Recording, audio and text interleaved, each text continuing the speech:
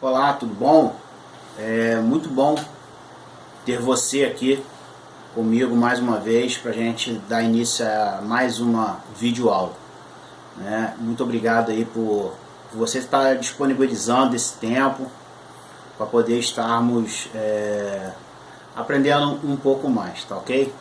Né? Um bom dia ou uma boa tarde ou uma boa noite, dependendo do horário que você esteja assistindo essa videoaula hoje. Então vamos lá, hoje nós vamos estar falando sobre emergências clínicas, né? Lembrando a vocês que essa matéria, emergências clínicas, ela vai ser dividida em 3 etapas. Então hoje nós vamos estar falando sobre emergência clínica, parte 1, tá? Semana que vem vamos fazer a parte 2 e na outra semana a parte 3 e finalizando toda a matéria relacionada a emergências clínicas. O que nós vamos estar falando na aula de hoje? Nós vamos falar sobre emergências cardiovasculares, crise e emergências hipertensivas, insuficiência cardíaca e o tratamento pré-hospitalar nessas emergências que nós lemos aqui, ok? Então vamos lá, a introdução. Antes de iniciar a leitura aqui, vamos ver na apostila aonde está, né? A apostila está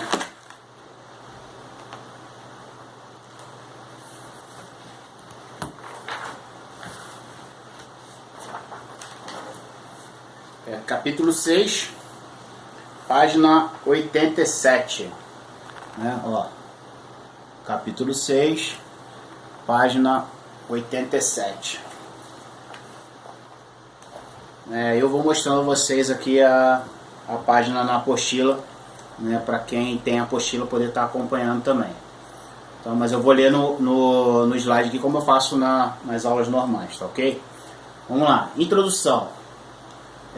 Emergências clínicas são estados graves de saúde que não foram causados por nenhum fator externo e são normalmente consequências de doenças pré-existentes. Nestes casos, os pacientes costumam se apresentar com palidez, perda da consciência, respiração difícil, contraturas musculares, entre outros sinais.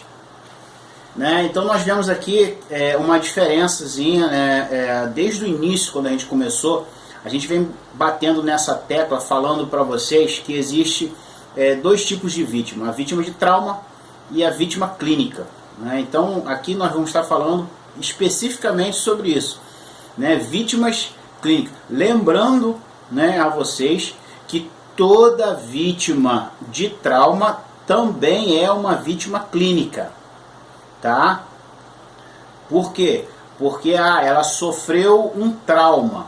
A diferença é que você vai se preocupar em estabilizar a coluna cervical, porque ela sofreu um trauma, né? Você vai ter uma preocupação muito maior. No caso de uma vítima clínica, né, essa preocupação já não vai ser tanta. Por quê? Porque você sabe, né, porque ela passou mal só, como nós vimos aqui, né, que é problema de saúde só, ela não recebeu nenhum impacto, então você não precisa se preocupar muito, né, como se fosse uma vítima de trauma, que você tem que dar uma ênfase muito maior em preservar a coluna cervical, em restrições de movimentos da coluna cervical, né? Mas ela também é uma vítima clínica. Por quê?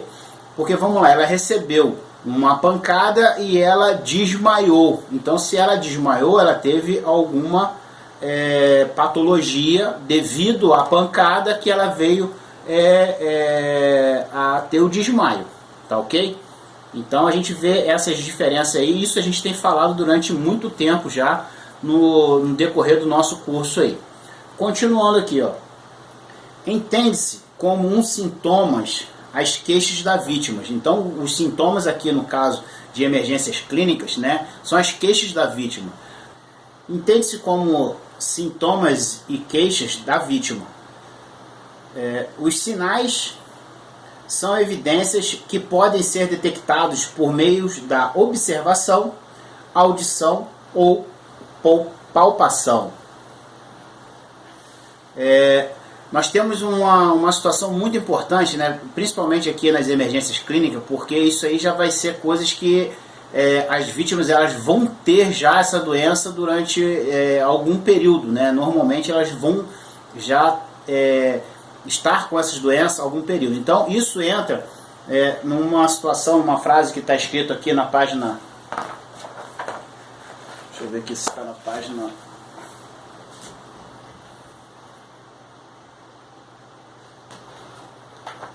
Ainda na página 87, que fala assim: reconhecer as emergências médicas é fundamental, pois pode reduzir a morbidade e a mortalidade decorrente das emergências. Então, o reconhecimento de uma emergência médica ela é fundamental, porque ela pode reduzir a mortalidade. Então isso é uma situação muito interessante. Por isso que nós temos que entender essas doenças, né? A gente não vai prescrever nenhuma medicação, a gente não vai fazer nada disso, mas a gente vai entender essas funções, né? Para que serve cada situação dessa. Continuando.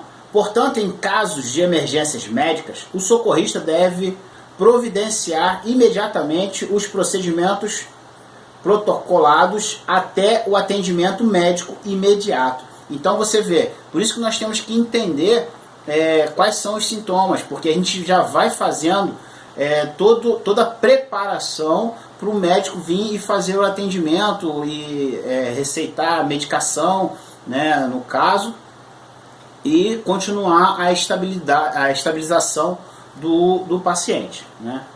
Urgências clínicas. O que é urgências clínicas?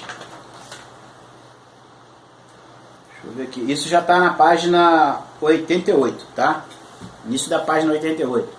São as condições de desequilíbrios do organismo que não envolvem a violência como causa que as originaram, cujos sinais e sintomas identificam a necessidade de atenção médica precoce. É o que eu estava falando aqui, né? Então, urgência clínica ela é uma condição já do desequilíbrio do organismo, tá?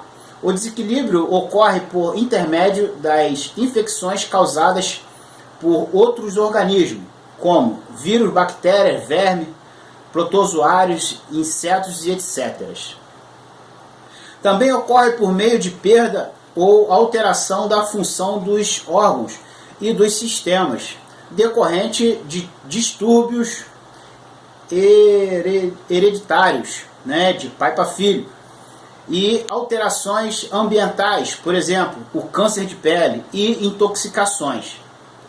Conceitualmente, as principais causas dos desequilíbrios são hipóxia, a falta de oxigenação aos tecidos, que nós estudamos muito, falamos muito essa palavra aí, quando falamos sobre o afogado, né, que ele tem uma PCR por causa da hipóxia, que é a falta de oxigenação nos tecidos.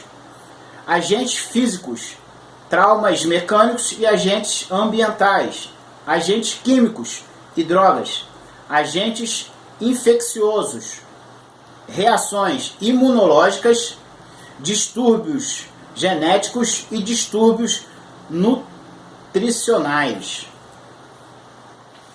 Ao avaliar a cena e o ambiente, é importante lembrar que, em certos casos, a urgência clínica pode estar acompanhada do trauma e vice-versa. O que eu falei aqui no início, né? Que a urgência clínica, ela pode, como falou aqui, né? Ela pode estar acompanhada de um trauma. E que toda vítima de trauma, ela tem que ser tratada, tá? Também como vítima clínica, porque ela vai ter alguma patologia. Essa patologia pode ser derivada da pancada que ela levou, né, do trauma que ela levou, ou não. Às vezes estava acuado dentro do organismo e dependendo do trauma que ela recebeu, aquilo veio aflorar, tá ok? Né? Que é no caso aí de uma isquemia ou uma hemorragia cerebral, né? Mais com uma hemorragia cerebral do que uma isquemia, porque a isquemia é a vedação do vaso, né, sanguíneo, e a hemorragia é o rompimento. Então pode ocasionar, né, um AVC, né, na pessoa. Isso a gente vai estudar hoje, por isso que eu estou falando aqui. E a pessoa com a pancada, né, foi atropelado, bateu alguma coisa, bateu com a cabeça, ela pode vir ter tido uma hemorragia cerebral, né? Então ela teve o rompimento do vaso por causa da pancada. Então, eu estou falando, ela é uma vítima de trauma que você vai se preocupar, e a ênfase, né, em preservar a coluna, fazendo movimentos bem controlados da coluna, e você também vai atender ela como uma vítima clínica, que é da hemorragia que ela teve aí, né, do AVC causado do impacto, né, que foi o rompimento dos vasos sanguíneos na cabeça, ok? Aí vamos lá, ó. Emergências cardiovasculares. Isso está ainda na página 88, né, ó. Finalzinho aqui. Aqui, ó. Opa. Aqui, ó. Finalzinho aqui, tá? Página 88. As emergências cardiovasculares são as principais causas de morte em todo o mundo. Reconhecê-las rapidamente, bem como instituir as primeiras condutas, são essenciais ao profissional da equipe de atendimento pré-hospitalar, o APH, que é o que a gente está se preparando, né? Então, nós temos que ter esse entendimento de reconhecer, né, rapidamente uma emergência cardiovascular. As emergências cardiovasculares podem ser divididas em infarto agudo do miocárdio, que é conhecido como IAM, angina de peito, angina pectoris, insuficiência cardíaca congênita, ICC, crise e emergência hipertensiva, acidente vascular encefálico, que é o AVE, e ataque isquêmico transitório. Então agora a gente vai falar um pouco sobre cada um desse aí. Isso já está na página 89. Né? Isso. Vamos iniciar aqui a página 89 falando sobre o infarto agudo do miocárdio, que é o IAM, né? Então quando eu estiver da agora para frente falando que aconteceu isso e é o IAM, você já vai entender que é o infarto agudo do miocárdio. Vamos lá. É a morte do músculo cardíaco decorrente da privação do oxigênio fornecido por meio do sangue, proveniente das artérias coronárias. Fisiopatologia. O infarto agudo do miocárdio ocorre pela obstrução aguda das artérias coronárias, responsável pelo suprimento do sangue no coração. Então, o infarto, né, ele tem uma obstrução do sangue nas artérias. Então ele para de circular e você acaba tendo o infarto, né? Parou de circular o sangue, o coração vai parar e você vai ter um infarto.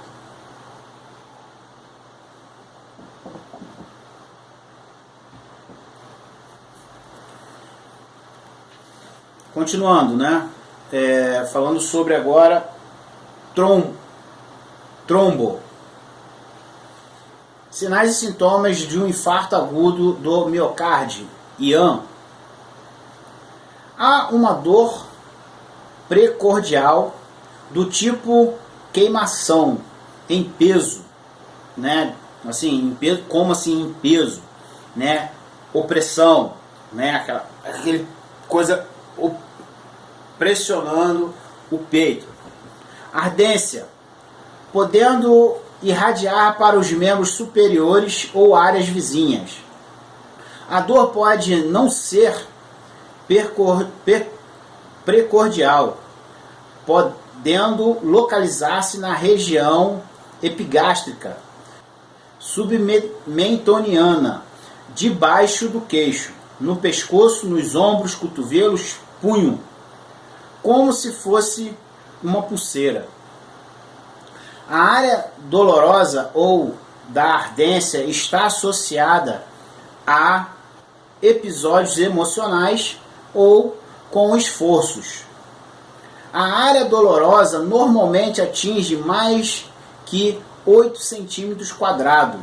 Acompanha a dor, a palidez, a sudorese fria, pele pegajosa, ansiedade, sensação de morte iminente e a postura dolorosa, normalmente refletindo a imobilidade postural, né? Aqui essas afirmações finais aqui é horrível, né? Sensação de morte iminente, imagina, coisa horrível. Postura dolorosa, sente dor o tempo todo e normalmente reflete a imobilidade de postura, né? O que acontece? Você não consegue ter você não consegue ficar sentado, igual eu estou aqui agora, aqui, como você está aí também, sentado assistindo esse vídeo, tranquilamente, você não consegue ter uma postura correta, né? Você fica, a dor ela vem causar isso. Por exemplo, uma dor muito parecida que eu já senti foi uma crise de rins, né? Que você não tem como arrumar a posição, você rola para tudo quanto é lado, você não arruma uma posição para poder ficar tranquilo, né? A dor é tanto que você se emborca, se enrola, fica em posição fetal, vira ao contrário, é horrível. E no Ian não é diferente, né? Nós vimos aqui essa situação aí. É importante ressaltar que durante a avaliação médica, alguns pacientes com Ian podem apresentar um eletrocardiograma normal, né? Você vê que é interessante, né? A pessoa tem um problema, mas quando faz um exame lá, dá normal. Portanto, a melhor maneira de reconhecer o Ian é saber ouvir o paciente. A história da queixa principal, os antecedentes, o reconhecimento dos fatores de risco para doentes cardiovasculares e a identificação de alguns sinais inespecíficos, mas sugestivos no exame físico, revelam o diagnóstico na quase totalidade dos casos. Então, o melhor jeito que você tem de saber se a pessoa tem o Ian ou não é reconhecendo, ouvindo as histórias, né? Quais são as histórias, os fatos que essa pessoa vai relatar para você, as queixas que essa pessoa vai relatar para você. Fatores para a doença cardiovasculares associadas com a queixa do paciente. Quais são esses fatores, né? Tabagismo, né? Fumo, quem fuma muito. Sedentarismo, né? Isso aí vou pular essa parte, né? A falta de exercício físico regulares, né? Sedentarismo. Dislipidemias, né? O que é isso? São essas dietas irregulares com excessos de gordura, né? Você corta o carboidrato todo, mas come gorduras, então isso faz um mal danado. O estresse também, antecedentes familiares, que é um caso, e doenças associadas, como hipertensão arterial, diabetes. Então nós vemos também que tanto a hipertensão como a diabetes também ela já entra, né, na parte do sedentarismo, porque a pessoa quando é sedentária normalmente ela fica hipertensa e ela vem ter diabetes, principalmente se comer muita massa. Então a melhor coisa que tem é a mudança de hábito, que a gente fala um pouquinho mais à frente aqui quando for falar sobre o que fazer, né? Aí vamos para mais uma patologia. Angina pectoris. Está na página 90. Dor precordial no peito, de curta duração, usualmente menor do que 15 minutos, que se apresenta quando o coração não recebe uma quantidade suficiente de oxigênio. A angia pode ser classificada em estável ou instável. Angina estável está associada aos exercícios físicos que origina a dor. Angina instável não é um episódio previsível como a estável, pois ocorre abruptamente com a fissura da placa de ateroma, como já foi comentado na fisiopatia do Ian. Principais, sinais e sintomas aí da angina. O principal sintoma da angina instável é dor ou desconforto no peito, mas também pode ser sentido algumas vezes nos ombros, pescoços e braços. Além disso, ela pode passar a impressão que a pessoa está sofrendo um ataque cardíaco. Os demais sintomas incluem aperto ou dor aguda no peito, dor que é irradiada para as extremidades do corpo ou costas, náusea, ansiedade, sudorese, respiração curta, tontura, fadiga sem causa aparente. Frequentemente, a dor ocorre quando se está descansando ou dormindo.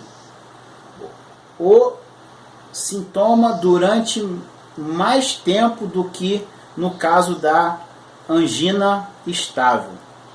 Medicações não costumam aliviar a dor e pode piorar com o tempo. Então isso aqui é uma informação muito importante que nós vemos aqui, que não pode se tomar medicação. Principalmente, estou sentindo uma dor aqui no peito, não sabe o que é, tem que procurar um médico para poder ser receitado direito, tá ok? E vimos aqui que a angina instável ela é muito parecida, tá, com um ataque cardíaco, tá ok? Vamos nós. Crises em emergência hipertensiva. Continua na página 90, tá? No finalzinho da página 90. Aqui, ó. É aqui, ó. Esse aqui, ó. Vamos nós. A hipertensão arterial pode aumentar o risco de ocorrer emergências cardiovasculares. Muitas vezes, assintomática representa ainda um risco para a ocorrência. Então, nós vemos que a hipertensão arterial ela pode ocasionar várias emergências. Aí nós vemos aí que é a pressão alta, a pessoa ter problema de pressão alta é muito sério, A gente tem aí, eu principalmente, tenho relatos aí de pessoas conhecidas que chegaram a bater 240, acho que por 140, 240 por 140, negócio, e a pessoa não sentia nada, sabe? Tá certo que a pessoa já era de idade, tudo, mas a gente levou pro hospital e foi lá feito tratamento, tomou as medicações, que é no caso aqui, ó, assintomático, não sente nada, mas isso aí é um risco muito grande para a ocorrência. Por quê? Porque a pessoa está sentindo nada, ela não sente. Normalmente quando você está com pressão alta, você sente uma dor de cabeça, você sente uma náusea, alguma coisa assim, você tem algum sintoma, mas quando a pessoa ela é assintomática, aí fica difícil, Vamos continuar aqui, ó, na página 91.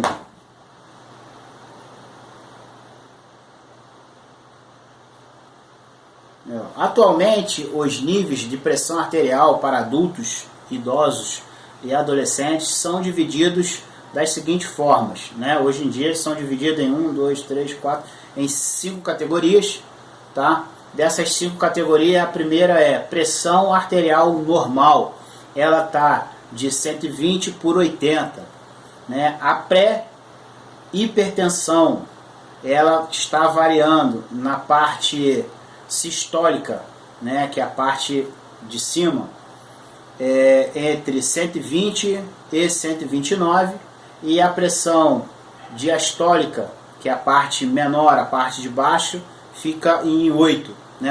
Em 80, né? 8 é um jeito carinhoso de se falar, né? Quando a gente fala, qual é a sua PA? 12 por 8, né?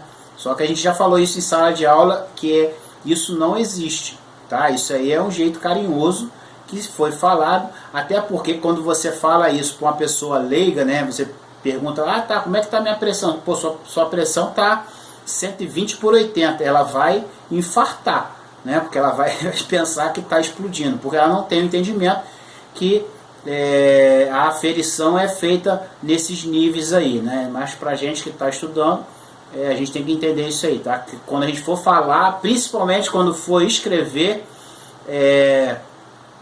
para poder passar à frente, tem que estar escrevendo, tá? 120 por 80 ou, né, 129, o que você aferir lá do paciente, tá ok? Aí vamos lá, ó, hipertensão estágio 1, que vai da sistólica de 130 a 139 e da diastólica de 80 a 89. Hipertensão estágio 2 vai, a sistólica ela é acima de 140 e a diastólica é já acima de 90. E crise hipertensiva, que aí é o top, né? Vamos botar assim, que era a situação dessa pessoa que eu comentei, né? Que estava com 240, né? Na sistólica. E aí fala aqui, porque ela estava numa crise hipertensiva e não estava sentindo nada, né? Ela fala aqui que é acima de 180 e a diastólica acima de 110, que, né, a da pessoa estava 240, a sistólica, e a diastólica estava 140. Você vê como é que estava completamente em crise e não estava sentindo nada, né? Aí vamos nós. Deixa eu só achar aqui o que eu vou ler aqui. Continua na página 91, tá ok? Aí vamos lá, ó. Modificações no estilo de vida para controle da pressão arterial, né? Lembra que eu falei ali? Algumas coisas, né? No caso do sedentarismo, nós temos que ter algumas mudanças aí. E aqui fala em relação a N outras situações, não só do sedentarismo, né? Que, vamos lá. O que você pode fazer para poder melhorar a pressão arterial? Reduzir o peso, coisa que eu estou fazendo, mas aí, devido a essa pandemia aí, né? Já engordei 3 quilos, já indo para o 4 quilo já, né? Tinha perdido 12, mas vou voltar. Por quê? Porque eu não pude estar fazendo qual é a próxima aqui, né? A prática de exercícios físicos, né? Eu tive que parar com isso. Dieta com diminuição de sódio, consumo de frutas, vegetais e legumes e uma boa alimentação. Se alimentar de 3 em 3 horas, né? Não é comer uma feijoada de 3 em 3 horas, tá? Presta atenção. É se alimentar direito, comer pouco, mais de 3 em 3 horas. E realizar exames de 6 em 6 meses. Isso que eu acho que é um tabu, né? Por exemplo, você mesmo que está aí, eu tenho feito exame. Até antes de entrar aí a pandemia aí, eu tinha feito uma bateria de exames e graças a Deus o que deu alto, eu batalhei aí, consegui baixar, mas e agora estava estável, né? Agora já não sei como é que está mais de novo. Mas e você? Há quanto tempo que você não faz um check-up geral, né? Então tem que fazer, isso aqui é muito valioso, tá? A gente leva o carro para fazer vistoria, leva a moto para fazer vistoria, mas a gente não se leva para fazer uma vistoria, tá? Então, ó, é muito importante você fazer a sua vistoria, tá? Se preocupe com você também. Exercícios aeróbicos regular com caminhada diária com 30 minutos e ingestão moderada de bebida alcoólica. Aí existe, né, crise hipertensiva e emergência hipertensiva. E vamos para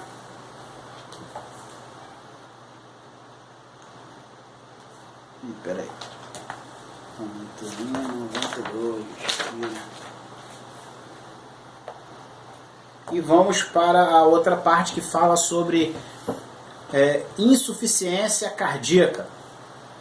O que é a fisiopatologia? O coração é um músculo formado por duas metades, a direita e a esquerda. Quando uma dessas cavidades falha como bomba, não sendo capaz de enviar adiante todo o sangue que recebe, falamos que há insuficiência cardíaca, né? Então, isso aí é o que acontece quando se fala que não está tendo, quando se fala sobre insuficiência cardíaca. O coração não está conseguindo realizar o que era para ele fazer. Continuando, a insuficiência cardíaca, IC, não é uma doença do coração, pois si só é uma incapacidade do coração efetuar suas funções de forma adequada como consequência de outras enfermidades do próprio coração ou de outros órgãos, né? Então nós vemos aqui interessante, né, dessa parte aqui é que a insuficiência cardíaca ela não é uma doença do coração, né? Você vai pegar e você vai conseguir ver isso aí. Ah, não, eu tenho insuficiência cardíaca, meu coração tem problema. Não, ele não é uma doença do coração, tá?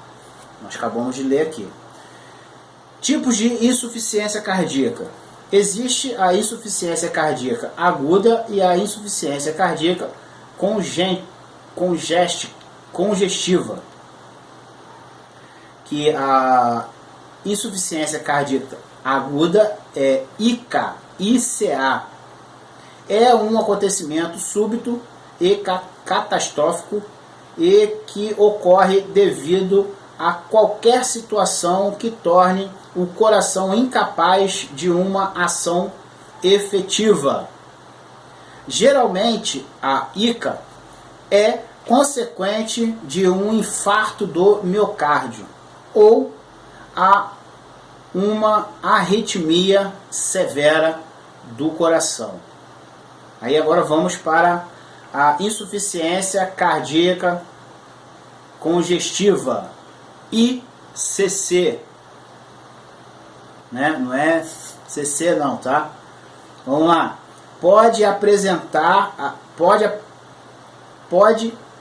aparecer de modo agudo, mas geralmente desenvolve gradualmente, às vezes durante anos, sendo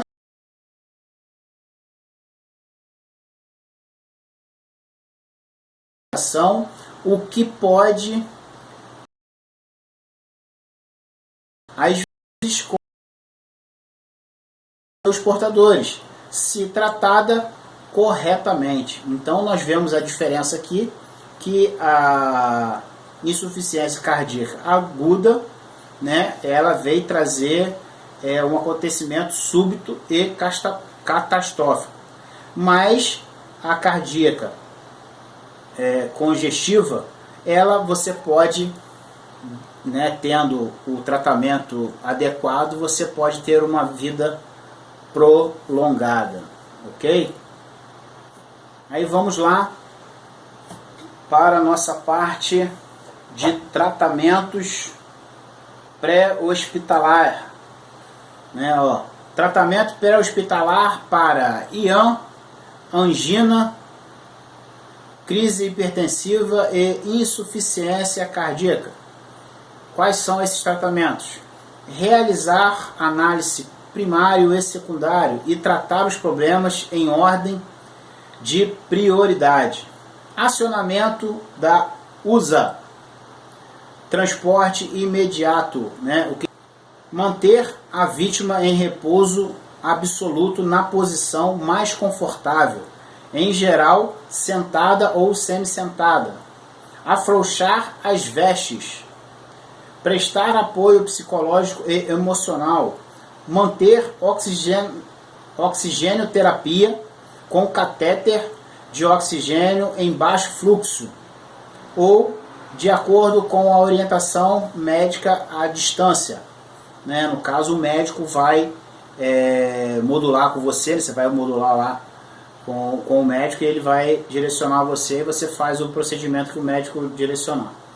Transportar ao hospital monitorando frequentemente os sinais vitais, o nível de consciência e perfusão de extremidades. Acidente vascular encefálico, né, que é o AVE ou AVCE, né, que a gente conhece aí como AVC, né? A gente vai até falar sobre isso aqui no final aqui. Que está finalzinho da página 93. Fala assim, ó: qualquer órgão do encéfalo, cérebro, cerebelo ou tronco cerebral pode ser atingido por um acidente vascular e sofre as consequências de uma isquemia ou redução do fluxo sanguíneo. O mais afetado é o cérebro, por isso ser mais comum a expressão acidente vascular cerebral, né? AVC. Definição de AVCE: dano no tecido cerebral produzido por falha na irrigação sanguínea em razão de obstrução ou rompimento das artérias cerebrais. O efeito compressivo, ou seja, de um aumento de pressão intercraniana, também manifestam sinais e sintomas e podem causar situações de risco de morte. O AVC pode ser AVC isquêmico ou AVC hemorrágico, como eu falei lá no início, lembra? Né, que a vítima de trauma, ela é também uma vítima clínica, né? Ela tomou uma pancada na cabeça e veio ter um AVC hemorrágico, tá? Então, continuando. AVC isquêmico ocorre quando a obstrução de uma artéria impedindo a passagem de oxigênio para as células cerebrais, que acabam morrendo. Essa obstrução pode acontecer devido a um trombose, ou a um embolia. O AVC isquêmico é o mais comum e representa 85% dos casos, tá, em todo o Brasil. O AVC hemorrágico ocorre quando há rompimento de um vaso cerebral, provocando hemorragia. Essa hemorragia pode acontecer dentro do tecido cerebral ou na superfície entre o cérebro e as meninges.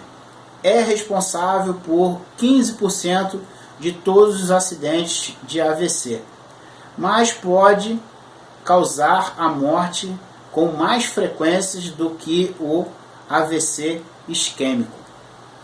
Né? Então, ó, nós vemos essa parte aí, né, que eu acabei de falar para vocês, inclusive falei com vocês qual é a diferença, né, e principalmente a diferença entre o trauma, né, para poder identificar vocês que a vítima de trauma ela também é uma vítima clínica, né? Então pude falar ali que é um AVC hemorrágico que pode vir a ocasionar através de um trauma. Então vamos lá. Sinais e sintomas, né? Ó, escala pré-hospitalar de Cincinnati. O que é isso? Né? O que é essa escala pré-hospitalar de Cincinnati? É o reconhecimento do AVC com rapidez, mantendo a especificidade e a sensibilidade. Então vamos ver como que se vê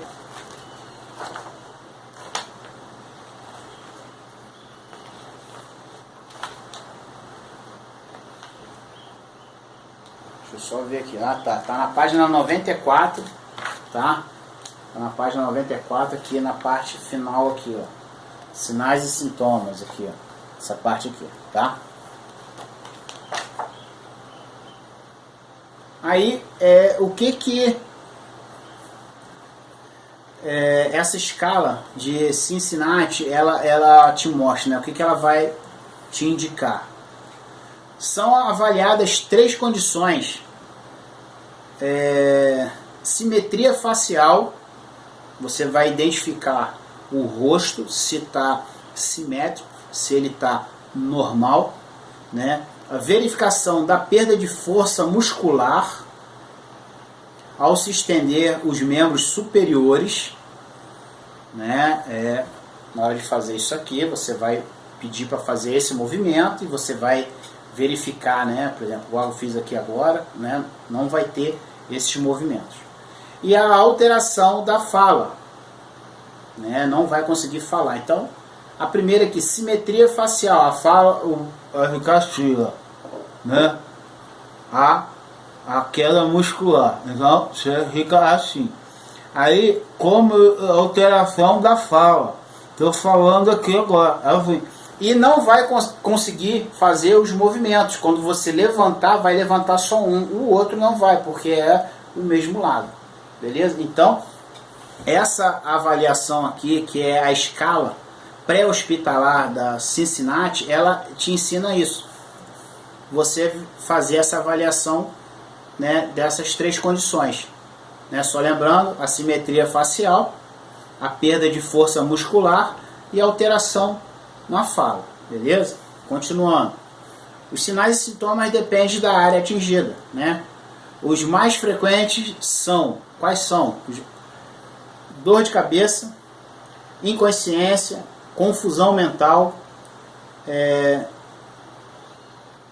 parestesia, que é formigamento, paresia, diminuição da força muscular, paralisia muscular, né, usualmente das extremidades da face, né, o rosto fica todo torto.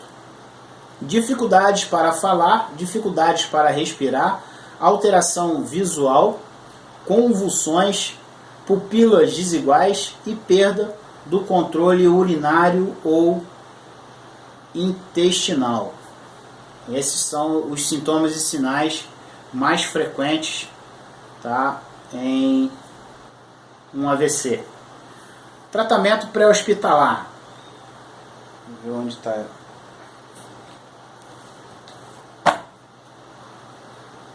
Página 95. Realizar a análise primária e secundária e tratar os problemas em ordem de prioridades. Né? Fazer o acionamento da USA, transporte imediato, manter a vítima em repouso na posição de recuperação, proteger as extremidades paralisadas, dar suporte emocional, evitar conversas inapropriadas na frente à vítima inconsciente, transportar a vítima para o hospital, monitorando os sinais vitais, ataque isquêmico transitório. Uma coisa, né, muito importante, a nossa expressão facial fala tudo, né? A gente consegue falar através da expressão facial. Então, quando você chega numa vítima que ela está numa situação dessa, de um AVC, ela mesmo estando inconsciente, a gente não tem que falar certas coisas, né? Para a vítima, porque ela pode estar não respondendo, mas ela pode estar ouvindo, né? Então, vamos prestar atenção, como eu te falei, imagina se ela não estiver inconsciente, se ela estiver consciente, você chega e, caramba, que isso, né? Você se assusta, mesmo que você não fale, né? Fica uma situação desagradável, né? Então tenta manter a postura em relação a você estar fazendo, né, o seu atendimento lá, independente do que você vai pegando lá, tá? Aí, ataque isquêmico transitório, que foi o que nós falamos ali no final ali. Definição: o ataque isquêmico transitório são déficits focais, cerebrais ou visuais que desaparecem num prazo inferior a 24 horas. Isso tá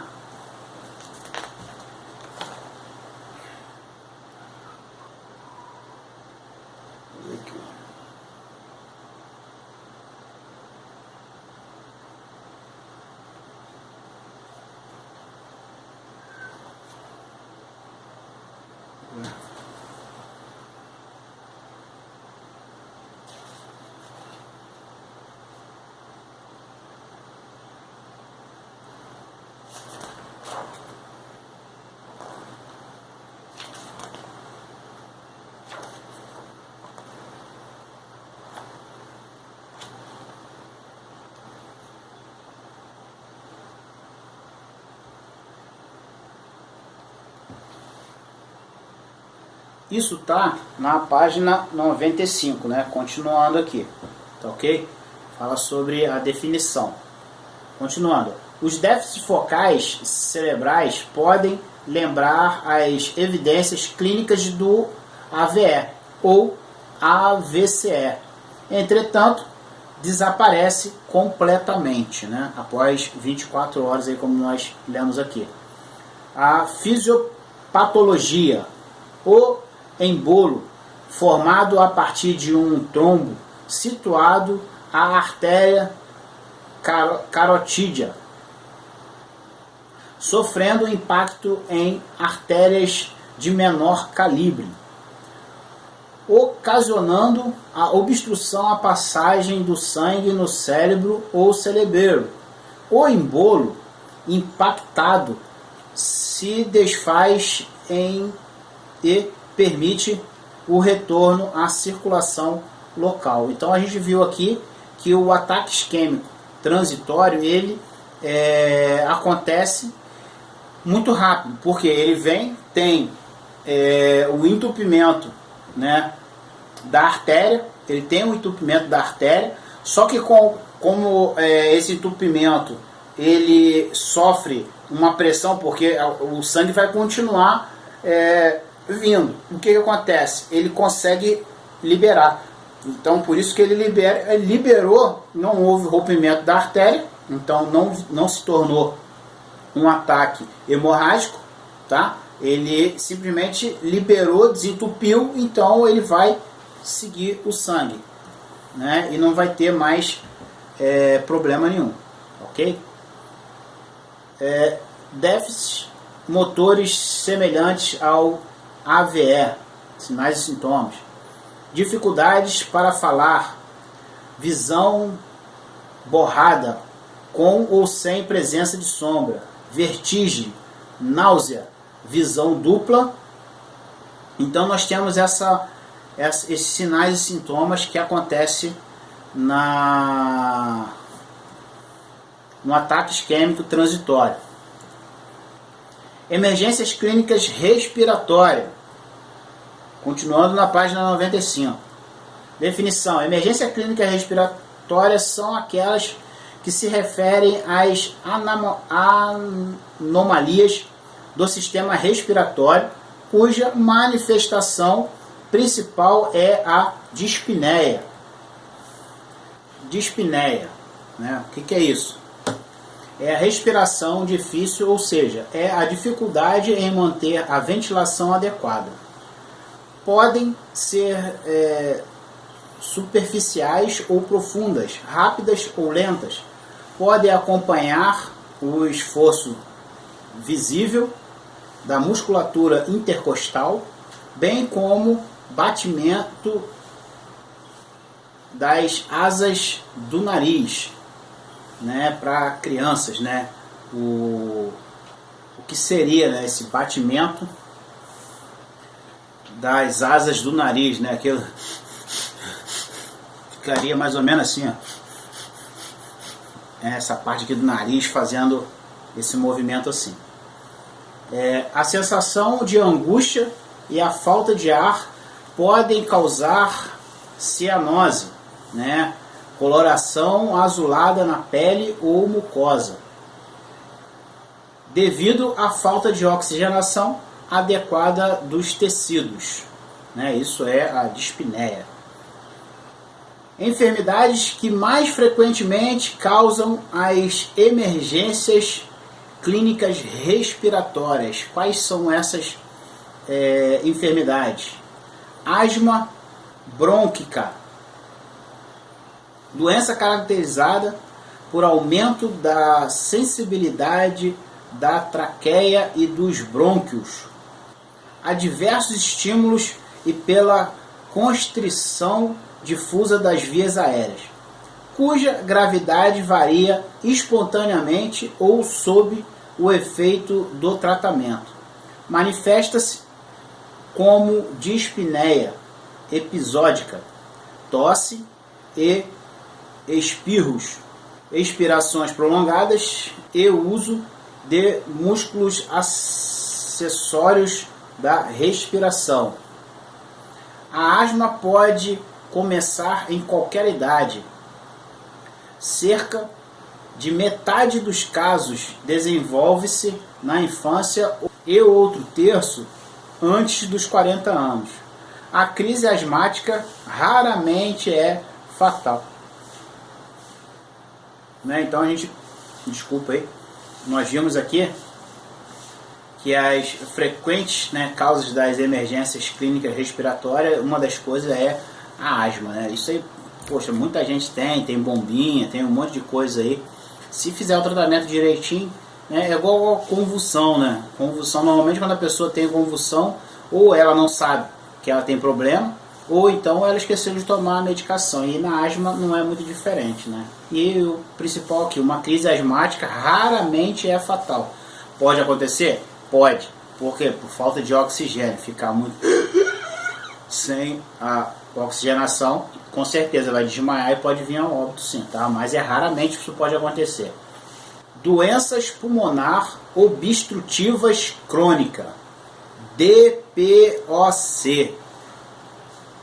O que é isso? É uma variedade de problemas pulmonares relacionados a doenças das vias respiratórias ou da troca de gases.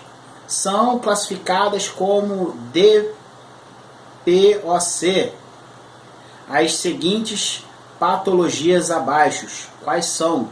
São duas: a efizema pulmonar e bronquite crônica, né? O que é efizema pulmonar? A perda da elasticidade dos alvéolos e aumento da secreção mucosa, obstruindo as pequenas passagens de ar. Destruição dos tecidos com perda da capacidade funcional, provocada em geral por tabagismo crônico. Quem fuma muito, né, pode sofrer aí, infelizmente, de efizema pulmonar, né? Como nós vimos aqui, os alvéolos, ele perde a elasticidade de fazer a troca gasosa. Bronquite crônica, infecção dos brônquios, acarretando dificuldade crescente de ventilação pulmonar. Condições que influenciam nos problemas respiratórios, né, o que vem agravar. Inalação de fumaça. Isso aí entra uma situação muito interessante, que é o tal do fumante parcial. Quem é o fumante parcial? É a pessoa que não fuma, tá? Mas ela vive do lado da pessoa que fuma. Então ela é uma fumante parcial. Ela pode vir ter problemas respiratórios por estar inalando fumaça do cigarro, né? Isso é um exemplo normal, isso acontece demais aí nos nossos meios aí de vivência, né? Então vamos lá. A fumaça e os gases muito quentes, incêndios, podem desencadear sintomas respiratórios agudos ou até uma parada respiratória. A vítima apresenta tosse e dispneia, irritação e inflamação das vias aéreas, olhos e nariz. Outras causas comuns são a inalação de gases irritantes ou corrosivos, como o cloro, diversos ácidos e o amoníaco. A combustão de muitos produtos químicos, como os plásticos, por exemplo, exalam gases de alta toxicidade para o homem. Então nós vemos aqui a inalação de fumaça, aí volto eu tocar no exemplo que eu tenho falado muito aqui, né, com a gente, né, nas nossas aulas aí, que é o caso lá da Boate Kiss. Né? A Boate Kiss é um exemplo aí da inalação de fumaça, principalmente fumaça tóxica, né, que como nós falamos também na matéria anterior, que falou sobre intoxicação, então nós podemos estar mais uma vez vendo essa possibilidade aqui. Continuando, vamos lá. Tratamento pré-hospitalar para emergências clínicas respiratórias. Quais são elas? Se o ambiente onde a vítima se encontra for inseguro, removê-la imediatamente do local.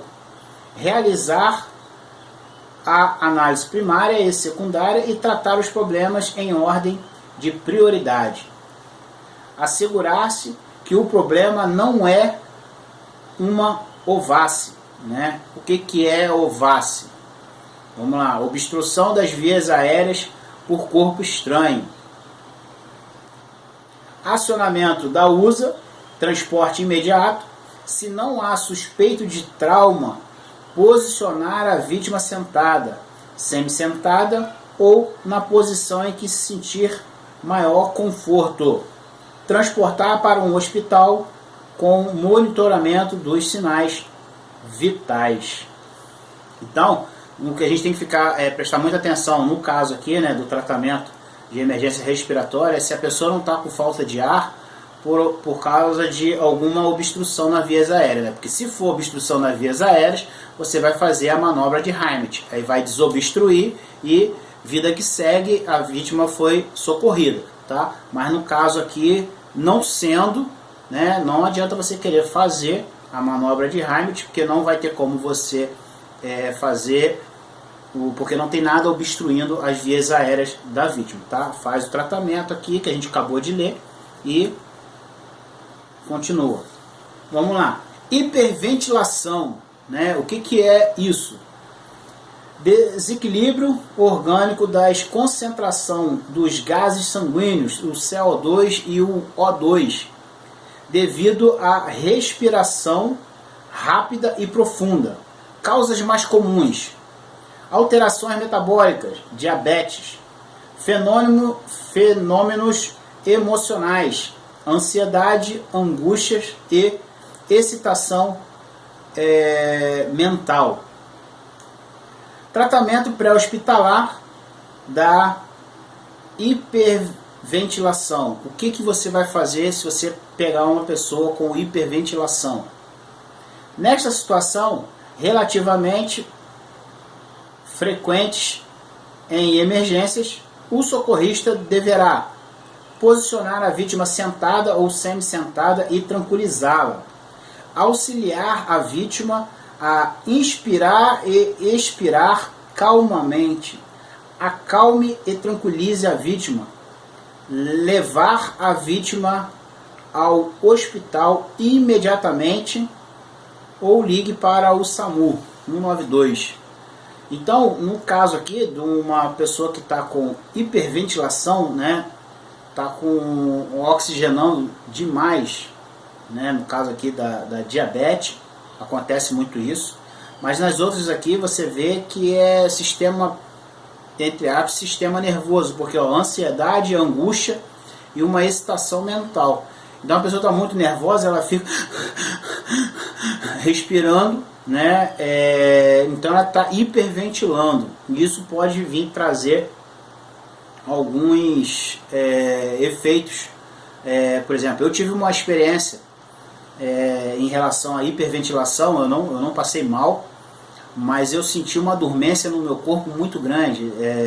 Vocês sabem, porque eu já falei isso para vocês, né? Eu fui atleta, lutei judô. Em um desses campeonatos de judô eu aprendi a fazer respiração para poder dominar, né? Não ficar cansado tão rápido e aprender a respirar em situações adversas.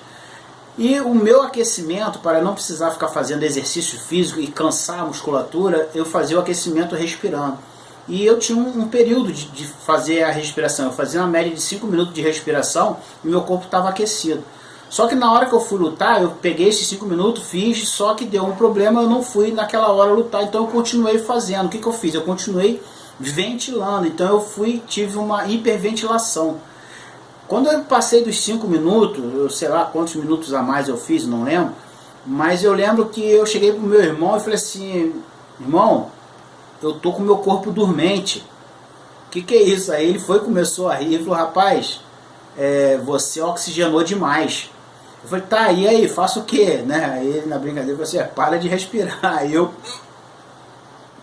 né? É lógico que assim, que eu diminuí, eu parei, não parar de respirar assim, mas eu parei de fazer o exercício, né, respiratório para aquecer, porque eu já estava com o corpo quente, suando já e tudo, e eu simplesmente voltei a respirar normal e a dormência foi saindo, né? Então isso é uma situação muito interessante que aconteceu comigo, né? Beleza, aí chegamos agora aqui nessa breve introdução. Vamos agora então para a aula praticamente dita, ok? Brincadeira. Aqui, vamos lá.